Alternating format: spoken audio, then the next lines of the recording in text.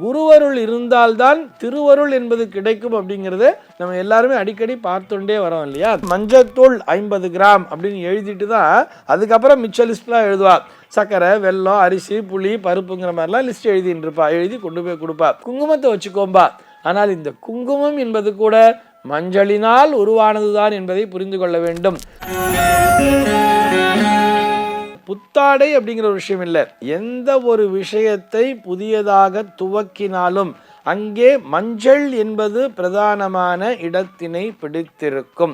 நம்ம இப்படி யோசிச்சு பாருங்களேன். ஒரு பூஜையை பண்றோம் அப்படின்னு சொன்னா கூட உடனே அங்க மஞ்சள் பிள்ளையார் அப்படிங்கிறது தானே பிடிப்போம். அது பிள்ளையாராக இருந்தா கூட மஞ்சள்ல பிள்ளையாரை செஞ்சு பிடிச்சிட்டு தான் ஆரம்பிப்போம்.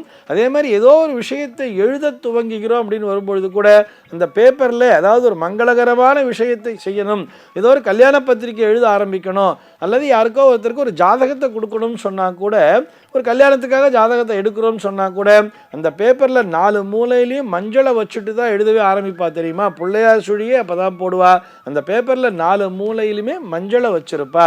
இப்படி அந்த மஞ்சளுக்கு மிகவும் முக்கியத்துவத்தினை கொடுப்பார்கள். வீட்டில் எந்த பூஜை செஞ்சாலும் இந்த மஞ்சள் பிள்ளையாருங்கிறத வச்சிடுறோம். மஞ்சள் இல்லாமல் எதுவுமே இல்லை.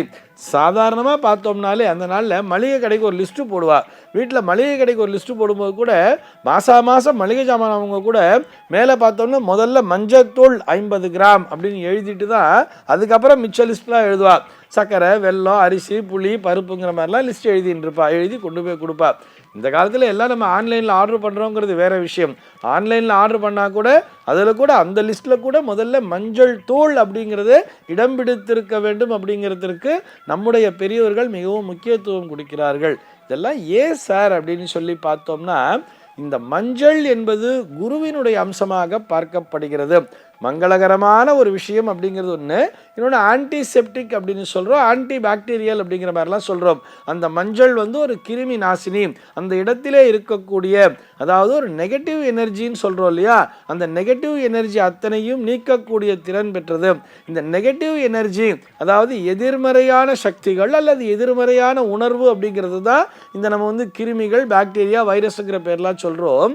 இந்த எதிர்மறையான கிருமிகள்லாம் அங்கிருந்து நகர்ந்துடணும். அதன் மூலமாக நம்முடைய உடம்பிலே தோன்றக்கூடிய அந்த எதிர்மறையான எண்ணங்கள் அனைத்தும் நீங்க விட வேண்டும் என்பதற்காகத்தான் அந்த மஞ்சளை தொட்டுவிட்டு ஆரம்பிக்கிறோம் அப்படிங்கிற மாதிரியும் சொல்றார்.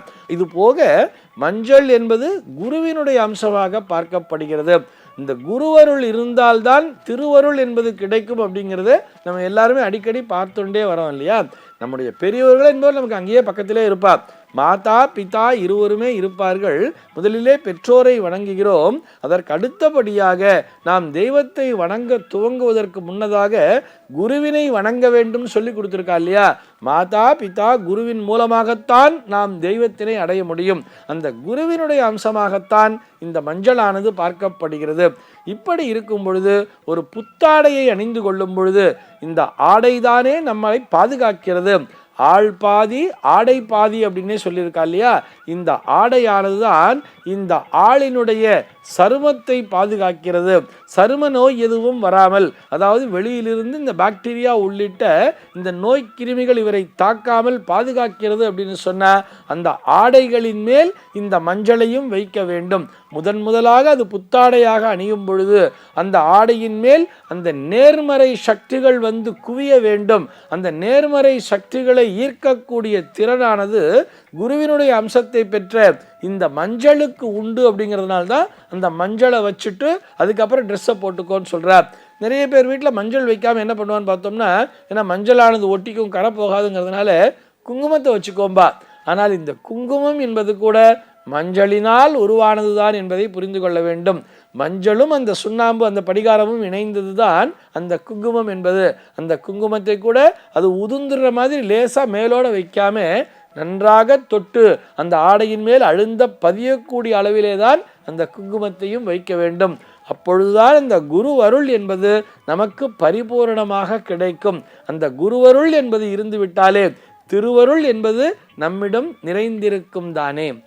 இது போன்ற சந்தேகங்கள் உங்கள் மனதிலே தோன்றலாம். உங்கள் மனதிலே தோன்றக்கூடிய சந்தேகங்களை கீழே உள்ள வாட்ஸ்அப் எண்ணிற்கு அனுப்புங்கள். நம்முடைய அர்த்தமுள்ள ஆன்மீகம் பகுதியில் அவை பற்றி விரிவாக விவாதிக்கலாம்.